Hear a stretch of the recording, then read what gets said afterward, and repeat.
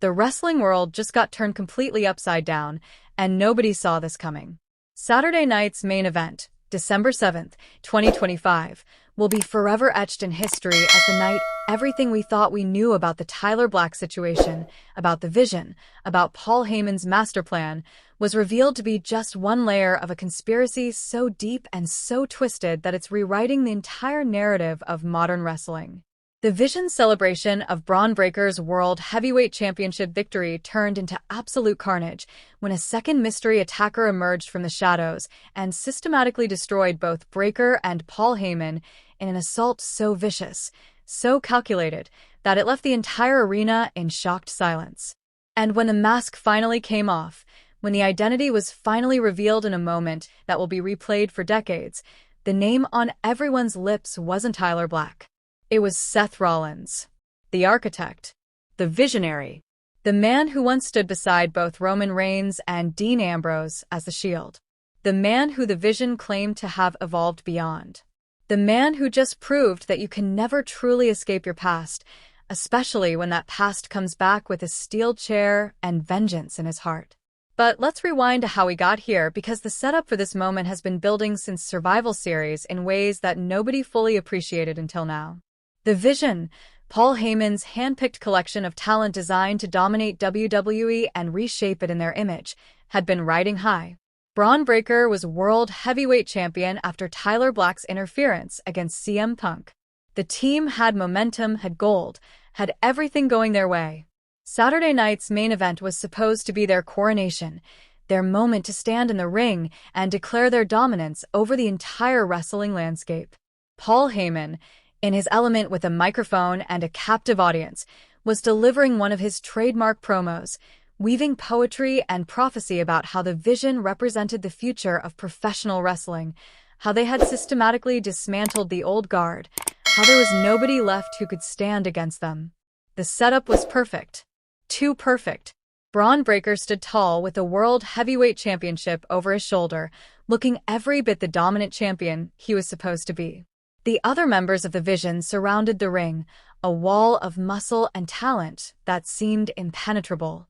Paul Heyman's words dripped with confidence bordering on arrogance, the kind of confidence that comes from believing you've already won, that the game is over and you're just collecting your prize. "The Shield is dead," Heyman declared, his voice rising with theatrical intensity. "Seth Rollins is nothing but a memory of what this business used to be. The Vision has evolved beyond the limitations of the Shield's archaic brotherhood.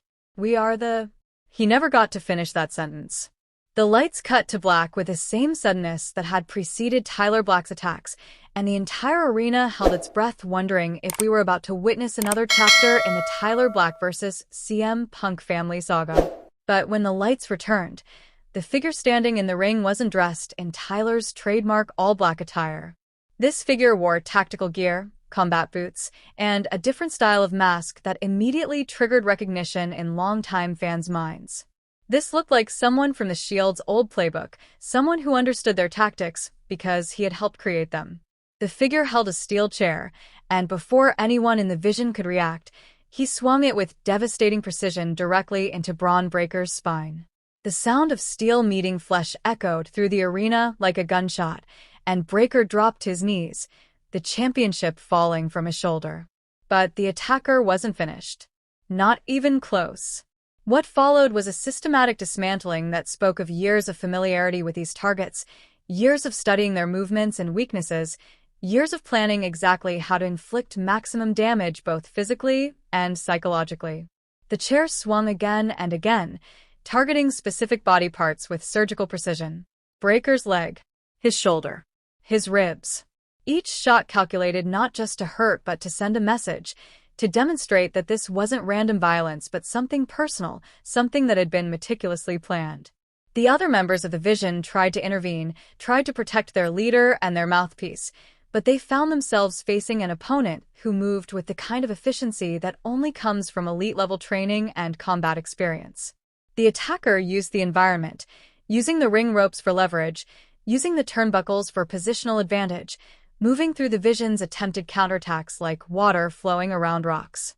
It was poetry in motion, violent poetry that told its own story about skill gaps and preparation. Within 90 seconds, multiple members of the Vision were down, and the attacker had cleared a path to his ultimate target, Paul Heyman. Heyman, who had been backing away slowly throughout this assault, who had been trying to talk his way out of the situation with increasingly desperate words, found himself trapped in the corner with nowhere to run. The attacker approached slowly, deliberately, savoring the moment when the architect of so many betrayals and manipulations found himself on the receiving end of consequences he couldn't negotiate his way out of. The chair rose one more time, and Heyman threw his hands up in a desperate plea for mercy that fell on completely deaf ears. The chair came down on the announce table Heyman had been leaning against, shattering it into pieces and sending Heyman scrambling away on his hands and knees, stripped of all dignity and authority. But what happened next elevated this from a simple beatdown to one of the most significant moments in modern wrestling history. The attacker stopped, stood in the center of the ring surrounded by the wreckage of the Vision's broken bodies and shattered confidence, and slowly reached up to remove the mask. The arena held its collective breath, cameras zooming in, announcers falling silent, because everyone understood that this was the moment when everything would either make perfect sense or become infinitely more complicated. The mask came off, and the face revealed sent shockwaves through the wrestling world that are still reverberating days later. Seth Rollins. The face was unmistakable, even with the longer hair and the beard that suggested someone who'd been away from WWE programming for a while. But it was absolutely, undeniably Seth Rollins standing in that ring, the same Seth Rollins who had been conspicuously absent from WWE television since before Survivor Series, the same Seth Rollins whose name had been thrown around as a potential suspect in Tyler Black's attacks because of a name connection and Shield history with Dean Ambrose and CM Punk. The man who the Vision had been claiming to evolve beyond, the man whose legacy they had been actively trying to erase, was standing in their ring holding their championship and looking down at their broken leader with an expression that mixed satisfaction, rage, and something that might have been sadness for what could have been. The arena exploded. Not with the kind of pop that accompanies a fan favorite returning for a feel-good moment, but with genuine shock and confusion and the need to make noise to process what they'd just witnessed. Because this wasn't a simple return. This was a statement of war. This was Seth Rollins announcing that every slight, every dismissal, every attempt to position the Vision as the evolution of what the Shield represented had been noticed and would be answered with extreme violence. The man who had built his career on strategic planning and calculated betrayals had just demonstrated that he could still operate at that level when properly motivated. Seth grabbed a microphone, his breathing heavy from the exertion of the assault but his voice steady and filled with controlled fury that was somehow more intimidating than screaming would have been. Did you really think I was just going to sit back and watch? Did you honestly believe I would let Paul Heyman build a dollar store version of the Shield and claim it was an evolution? He gestured at the bodies around him, at Bron Breakker clutching his ribs, at the other Vision members trying to recover. This isn't evolution. This is imitation. This is Paul Heyman doing what Paul Heyman always does, finding talented wrestlers and convincing them they need him, that he's the key to their success, while he's really just using them to settle old scores and boost his own legacy. The crowd was hanging on every word, and Seth's delivery had that quality of someone who'd been rehearsing this speech in his head for months, perfecting every word and emphasis for maximum impact. Bron, you're talented. You're strong. You could have been a champion on your own merit. But Paul convinced you that you needed the Vision, needed his guidance, needed to align yourself with his agenda. And look where it got you. Seth kicked the World Heavyweight Championship belt that had fallen during the assault, sending it skidding across the ring. You won this because Tyler Black attacked CM Punk. You're champion because of someone else's family drama, and now you'll lose it because you aligned yourself with the wrong people. But the real bombshell, the revelation that transformed this from a simple attack into a game-changing moment of conspiracy exposure, came when Seth turned his attention to Paul Heyman, who was trying to pull himself up using the ring apron. And you, Paul. You've been playing a long game, haven't you? Longer than anyone realized. Do you want to tell them, or should I? Heyman's eyes went wide with genuine fear, not the performative fear he usually displays for dramatic effect, but real panic at whatever Seth was about to reveal. No. Too embarrassed? Then let me educate everyone about what Paul Heyman has really been doing. Seth pulled out his phone, and the arena's big screen suddenly displayed documents, text messages, email chains that the production team presumably hadn't authorized but couldn't stop now that they were being broadcast to tens of thousands of live viewers and millions watching at home. Paul Heyman has been in contact with Tyler Black for over 6 months. The revelation hit like a bomb, and suddenly everyone's understanding of the entire Tyler Black situation shifted dramatically. Those attacks on CM Punk? They weren't just a troubled half-brother trying to force acknowledgement. They were coordinated with Paul Heyman, who wanted CM Punk's championship on someone he could control, someone in the vision, someone who would further his agenda. The implications were staggering and created instant chaos in how the past few weeks of storytelling needed to be reinterpreted. Tyler Black wasn't just acting on his own family grievances. He was being manipulated by Paul Heyman, who had somehow discovered Tyler's existence, his issues with CM Punk, and had weaponized that family trauma for his own purposes. The messages displayed on the screen showed Paul offering Tyler things he desperately wanted: recognition, a platform, even the promise of helping him force CM Punk into acknowledging their relationship. In exchange, Tyler would attack CM Punk at strategically chosen moments that would benefit the Vision's championship pursuits. It was manipulation of the highest order, taking someone's genuine pain and psychological trauma and turning it into a tool for wrestling politics and power plays. "You used a man's family trauma as a weapon," Seth said, his voice now containing genuine disgust that transcended wrestling storylines and entered real moral condemnation. "You found someone who was desperate for acknowledgement from his brother, who had tried for years to make contact through legitimate channels, and you convinced him that violence was the answer. You told him that attacking CM Punk publicly was the only way to force Phil Brooks to see him as a person. And Tyler believed you because he was desperate, and you're Paul Heyman, master manipulator, the advocate who always has a plan." The revelation reframed everything about Tyler Black's actions. The attacks that had seemed like the desperate actions of someone who'd exhausted all other options now looked different when viewed through the lens of Paul Heyman's manipulation. Had Tyler come up with a plan to attack at Survival Series on his own, or had Paul planted that idea? Had Tyler been planning to continue his campaign of interference indefinitely, or was that Paul's strategy to keep CM Punk destabilized and unable to focus on being champion? How much of Tyler Black's agency in this story was real, and how much was Paul Heyman pulling strings from behind the scenes, using real family pain as fuel for his wrestling machinations? But Seth wasn't finished with his revelations, and what came next elevated the situation from wrestling controversy to potential criminal conspiracy. And here's the part that should concern WWE legal more than anyone else. Paul Heyman helped Tyler Black gain access to WWE events. More documents flashed on the screen, these showing security credentials, parking passes, and backstage access information that Tyler Black shouldn't have had any way to obtain. Paul was the one feeding Tyler information about CM Punk's schedule. Paul was the one who had production cut the lights at exactly the right moments.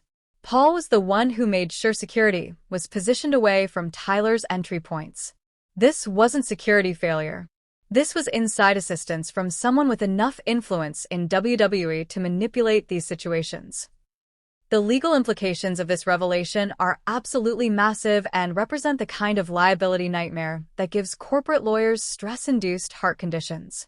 If Paul Heyman was actively facilitating what amounted to workplace assault against a WWE employee, if he was using his position and influence to help someone breach security and attack another performer, then WWE has exposure not just to civil lawsuits but potentially criminal charges, depending on how aggressive prosecutors want to be.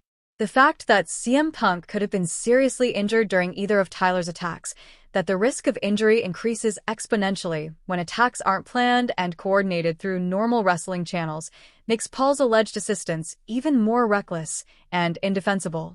The crowd's reaction had evolved from shocked silence to genuine anger directed at Paul Heyman, who is now being portrayed not as the brilliant strategist who sometimes makes morally questionable decisions, but as someone who crossed fundamental lines by weaponizing real family trauma and facilitating actual assault for storyline purposes.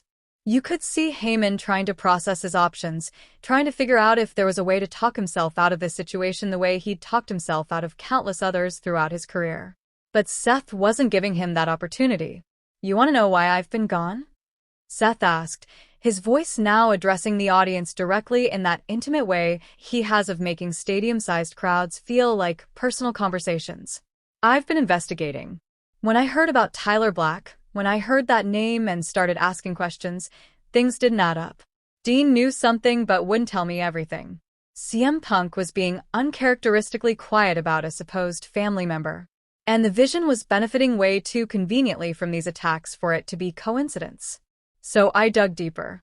I used connections from my years in this business. I followed money trails.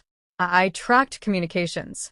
And I found out that Paul Heyman, the man who claims to be the advocate for his client's best interests, was actually just using everyone, Tyler, Bron, CM Punk, even me by association with the Shield legacy, as chess pieces in his own game." The revelation of Seth's absence being investigative rather than injury-related or creative-driven added another layer to this already complex situation. This meant Seth had been working behind the scenes for weeks or possibly months, gathering evidence, building a case, waiting for exactly the right moment to reveal what he'd discovered. The timing of the attack, coming during the Vision celebration when they felt untouchable, when their guard was down, demonstrated the same strategic thinking that made Seth such a dangerous opponent in the ring. He hadn't just wanted to attack them, he'd wanted to destroy their moment of triumph and expose their foundations as being built on manipulation and conspiracy. Bron Breakker, who had struggled to his feet during Seth's revelations, now looked confused and betrayed in ways that suggested this information was news to him as well. "You mean you used me?" he shouted at Heyman, his voice containing genuine hurt beneath the anger. "You knew Tyler would attack CM Punk? You planned it." The realization that his World Heavyweight Championship victory was tainted not just by outside interference, but by a conspiracy that his own manager had orchestrated without his knowledge created a moral crisis that played out in real time on Breakker's face. How do you celebrate a championship won under those circumstances? How do you claim legitimacy when the entire situation was manufactured through manipulation and coordination rather than earned through superior performance? Paul Heyman, trapped in the corner both literally and figuratively, finally tried to mount a defense. "You don't understand the whole picture," he began, reaching for his trademark eloquence under pressure. "This business is about creating moments, about generating interest, But Seth cut him off with a disgusted gesture. "Save it, Paul. The whole 'this is just wrestling business' excuse doesn't work when you're coordinating real attacks on real people using their real family trauma. You crossed a line, and everyone in this building and everyone watching at home now knows exactly what you did." The second major plot twist of the night came when Seth revealed that he wasn't working alone in his investigation and his plan for revenge. Dean Ambrose's interview, where he revealed Tyler Black's identity, "We coordinated that together."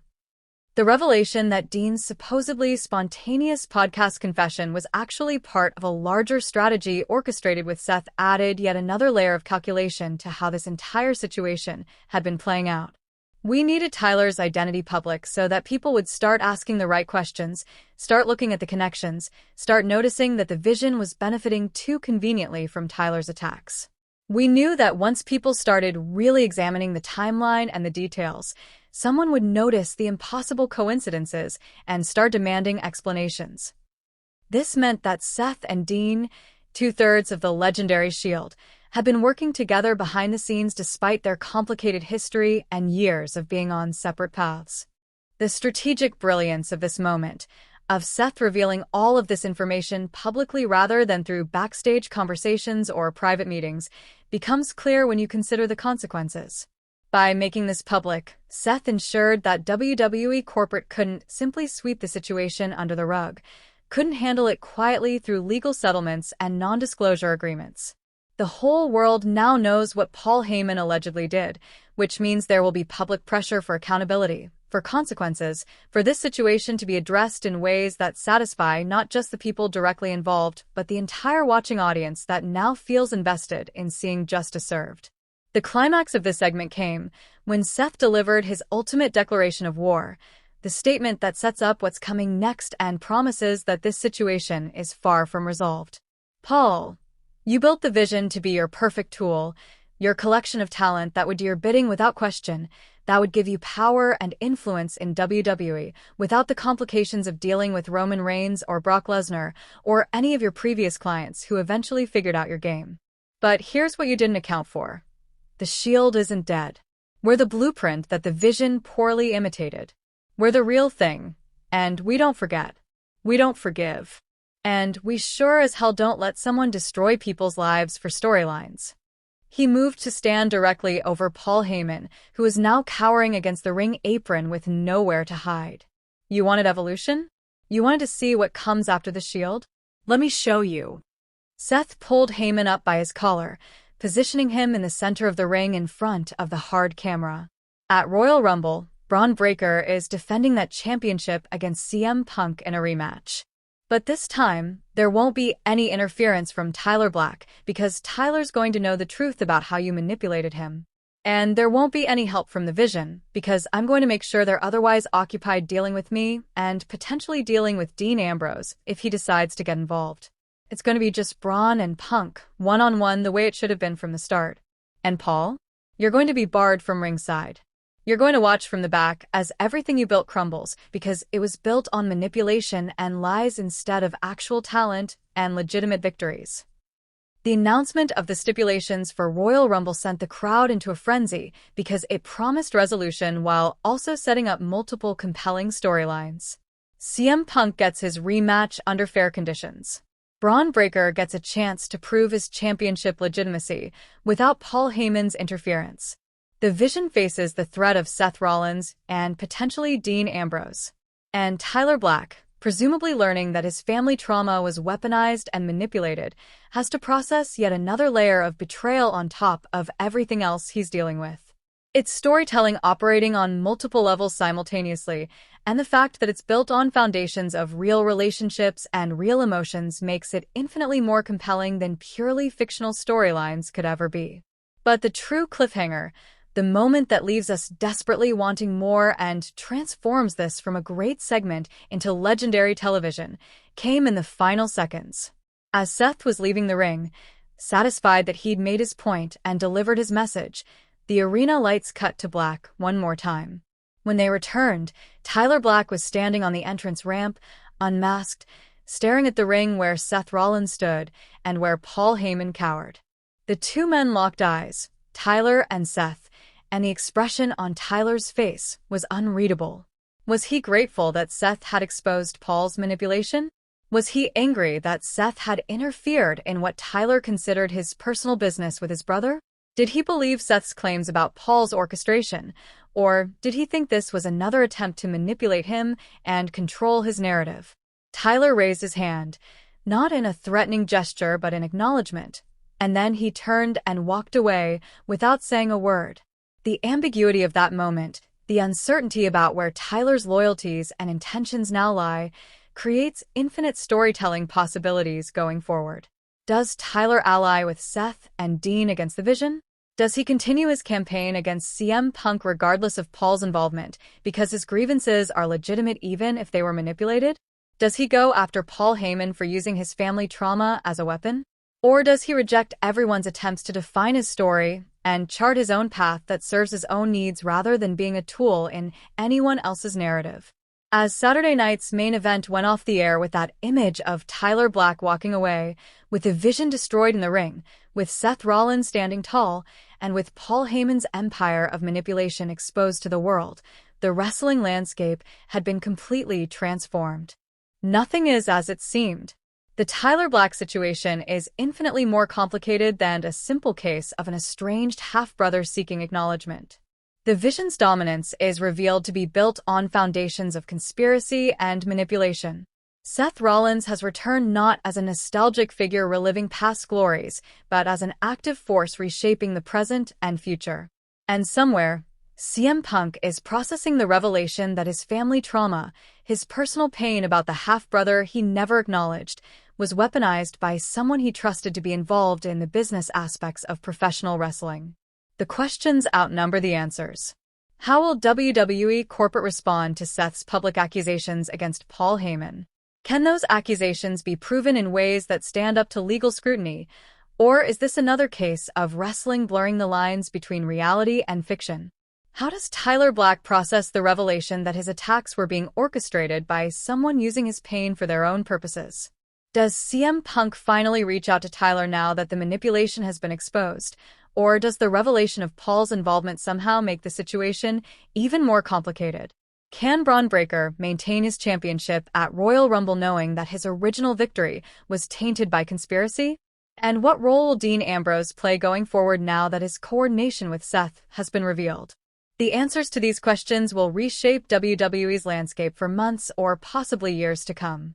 But what's certain is that Saturday night's main event will be remembered as the night when everything changed, when mysteries were solved only to reveal deeper mysteries beneath, when the return of Seth Rollins proved that the architect still knows how to build moments that transcend wrestling and become genuine cultural events that people will discuss and debate for years to come.